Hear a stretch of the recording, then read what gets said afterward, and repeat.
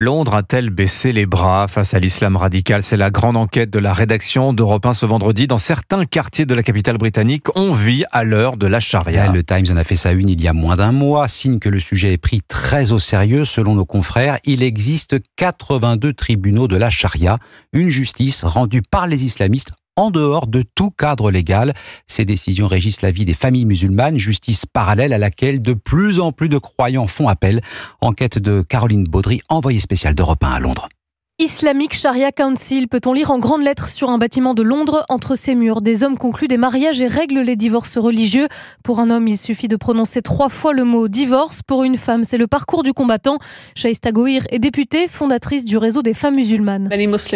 Beaucoup de femmes musulmanes nous contactent et se plaignent de ces cours de la charia, comme quand ils prennent beaucoup de temps pour prononcer le divorce, quand ils prennent le parti du mari, même quand il y a des violences conjugales. Ils disent où sont les preuves. 100 000 mariages sont enregistrés devant ces cours dans le pays. Sur 4 millions de musulmans, le phénomène est contenu.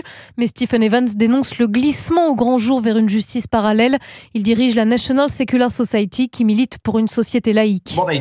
Ce qu'ils font, c'est saper le principe fondamental de l'égalité entre les citoyens. L'idée d'une loi unique pour tous. Les personnes qui dirigent les conseils de la charia opèrent à partir d'une version très fondamentaliste et conservatrice de l'islam. Les autorités se heurtent à des décennies de liberté religieuse dans le pays. Leur piste pour faire reculer la charia, rendre le mariage civil obligatoire avant tout mariage religieux, comme en France. Enquête signée Caroline Baudry, envoyée spéciale d'Europe 1 à Londres.